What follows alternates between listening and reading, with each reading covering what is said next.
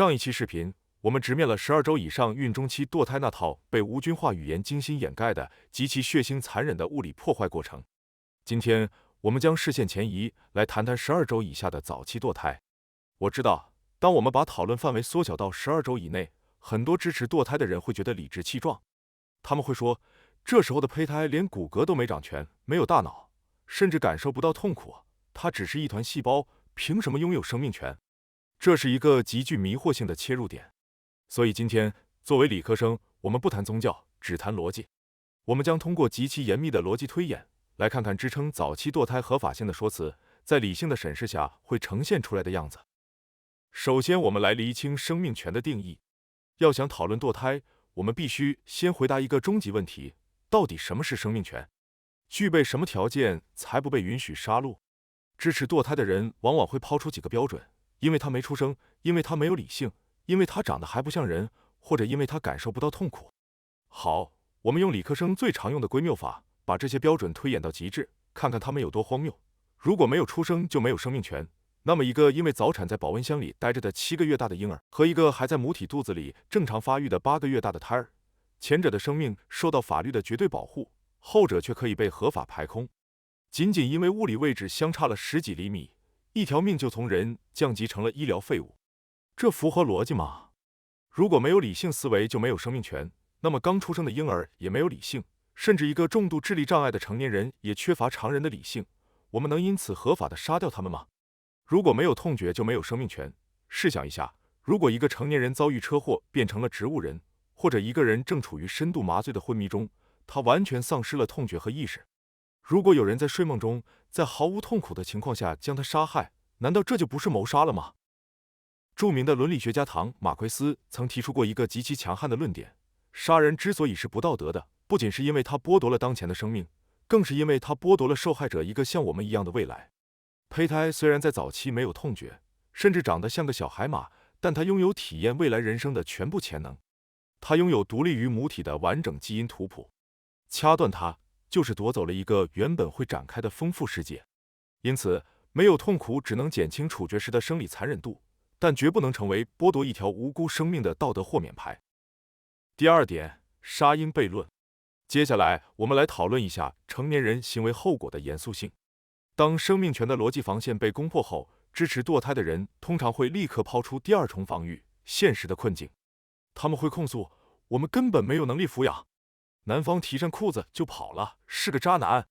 我自己还是个孩子，遇到这种事我能怎么办？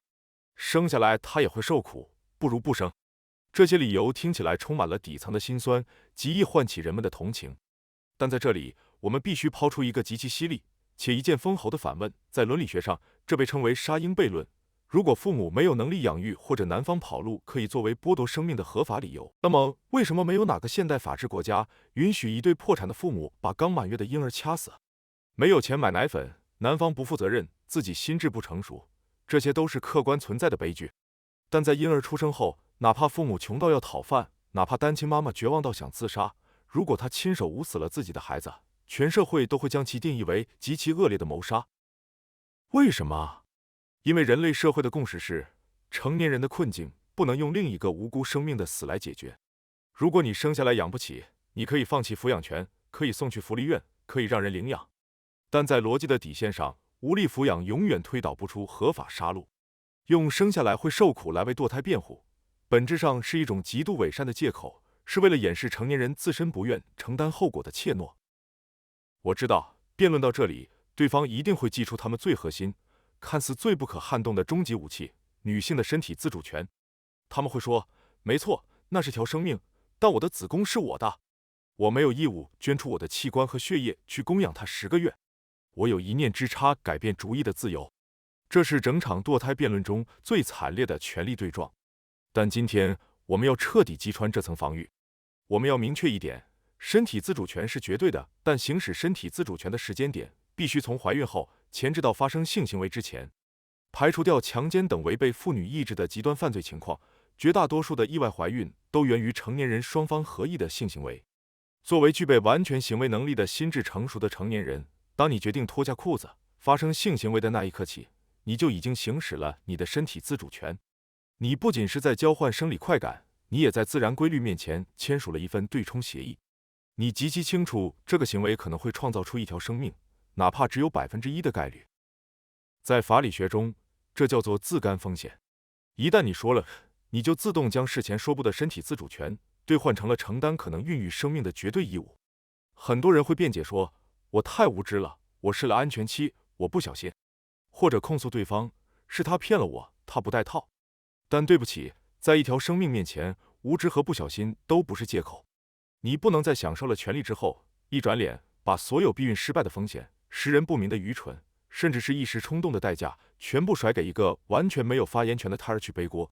胎儿是这场因果链条中唯一一个绝对无辜的存在，他没有申请被制造出来。把成年人因为短视和侥幸犯下的错，化作手术台上的冰冷器械，去残忍终结一个最弱小的生命，这是极致的傲慢。理清了因果，我们就能在道德天平上画出一条绝对清晰的优先级排序：胎儿的绝对生命权大于成年人的自由与发展权，大于成年人为了逃避后果而主张的事后身体自主权。我知道这段推演极其冰冷，极其严苛，特别是对于很多女性观众来说，这种绝对责任论听起来甚至有一种站着说话不腰疼的残酷。因为在现实的泥沼里，当意外怀孕降临时，那座即将压垮生活的巨山，往往是实实在在地砸在女性一个人肩上的。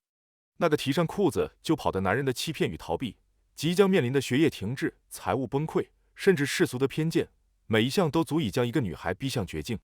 女性在这个生育的因果链条中，天然承受了最高昂、最不对等的生物学代价。你们此刻感到的恐惧、委屈和无助是100%真实的。那个逃避责任的男人是极致的自私与邪恶，这个无法为陷入困境的母亲提供足够托底的社会也充满着结构性的冷漠。这些都理应被批判，陷入绝境的女性也理应得到我们最大的共情与实质性的帮助。但是，在这个极度倾斜的现实天平上，我们依然不得不面对那个最令人心碎的伦理底线：所有的这些恶、背叛与委屈都不能转化为抹杀胎儿生存权的免死金牌。因为在这一切的苦难之下，还有一个比陷入绝境的母亲更弱小、更无助、更没有反抗能力的存在，那就是胚胎。成年人的世界里，解决麻烦的方式有很多种，但唯独不能用另一个无辜者的命来为成年人的失误买单。渣男的错，社会的错，都不该化作手术台上的冰冷器械，去残忍终结一个毫无过错的生命。这也正是我极其迫切的想要告诉所有女孩的原因。正因为生物学注定了这种残酷的不对等，正因为男人的花言巧语在现实的重压面前往往轻如鸿毛，你才更要极其严肃、极其慎重地对待你的每一次选择。千万不要轻易相信所谓怀孕了我负责的廉价承诺，更不要为了迎合对方而放弃底线。你的身体是创造生命的圣殿，在按下那个不可逆的开关之前，请务必确认对方是否具备与你共同承担生命重量的人格与能力。因为一旦底线失守，面对生理和伦理双重绞杀的，往往只有你自己。一码归一码，我们必须要在法律上让不负责任的男人付出代价，我们必须要呼吁更完善的社会支持体系，但解决成人世界烂摊子的方法，永远不该是牺牲那个最脆弱的孩子。生命不应该是一场轻率的赌博。既然有胆量去触碰创造生命的开关，就必须面对生命降临的重量。成人世界的算计与背叛再怎么不堪，我们也不能让最无辜的骨血去粉身碎骨。这不仅是严密的逻辑底线，更是人类文明在面对至弱者时必须坚守的最后一点悲悯。